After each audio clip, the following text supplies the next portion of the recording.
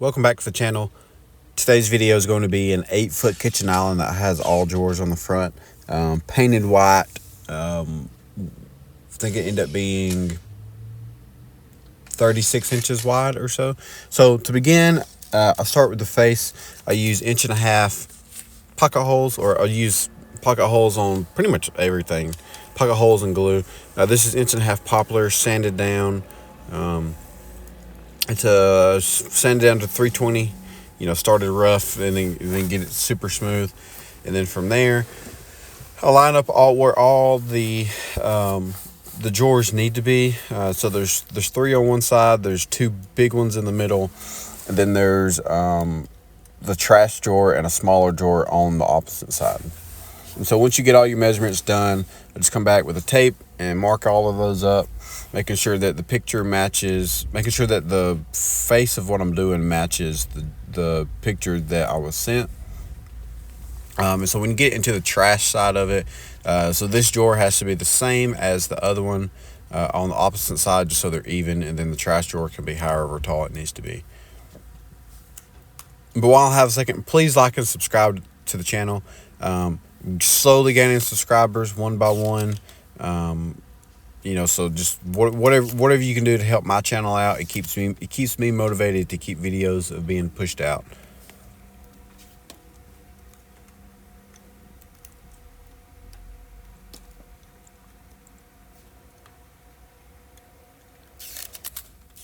So once you get, you can make those 3 all the same, but like I said, they had a certain, they wanted like one drawer for rags and towels and whatnot. And then the other drawer, the 2 below it, pots and pans, whatever utensils. And then the 2 ones in the middle, they were for like the bigger stuff. Okay, and so once you get the sides done, you can move into the middle part.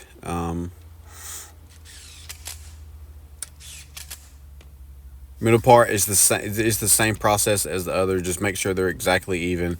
I usually just put my mark in the middle and then go from there.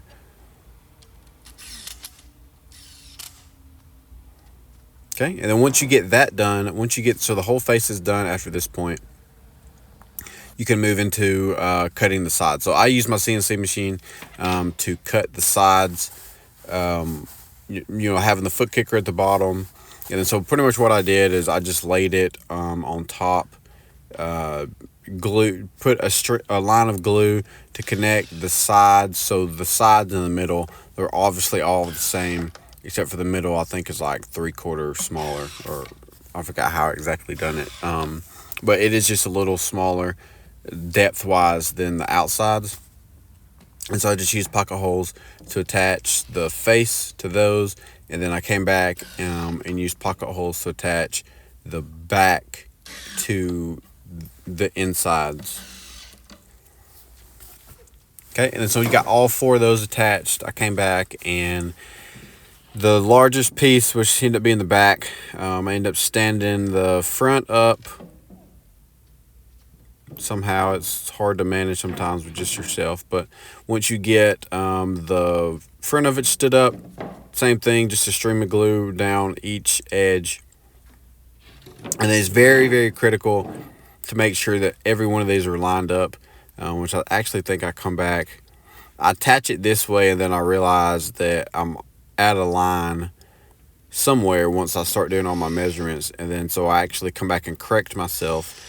And I don't use these pocket holes here. I end up running, I think, a 2-inch screw, something like that, through the side into the back. So as you can see there, it's just a little off. And then so here's my correction. Like I said, I end up coming back, and it was sucking it in. So I had to break the glue loose, and then I ended up running it through the side. But you can do it either way. It's just when I done my measurements on the CNC, I had cut it wrong. So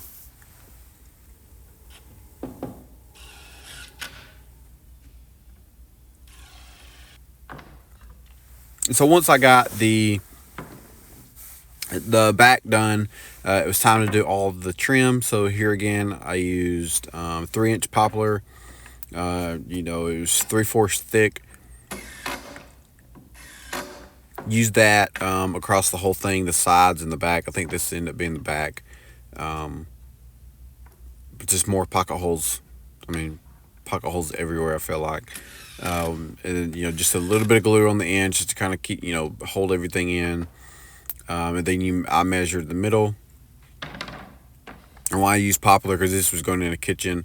Poplar paints very well once it gets, you know, sanded down to be smooth. Okay, then once you get all of those attached, as shown in the video before, you come back and then you can line everything up and attach the trim to the back piece.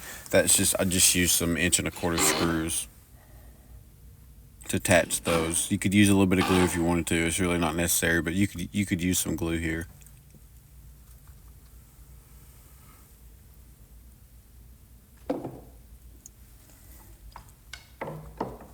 And so I had also came back as I was cutting with my CNC. I cut out the triangles for the top and the bottom just to make sure. And then so here it's me attaching the runners. So the runners to attach the bottom kick plate. Just so I could, you know, 1.25 inch screws into to hold those into the sides and the pocket holes to hold the face mount here, what I'm doing now, to the frame. You could do this multiple ways. I've seen people use a 2x4 base, and then, you know, attach the box for the top. There's many ways to do this. This was actually my first kitchen. This is my first ever kitchen cabinet job that I've painted. I'd done one that I stained, I think, in a previous video, but this was only it's my second ever kitchen cabinet job, which I think it came out pretty good. So painting and all that was not in this video. Actually doing the drawer boxes was not in this video. I feel like some of my other videos I have shown a lot of how I do that. And so once I got all of this attached, I put the triangles you see in the corner there, and then I built my drawer boxes. I used my sprayer to spray the faces of everything. All that's MDF.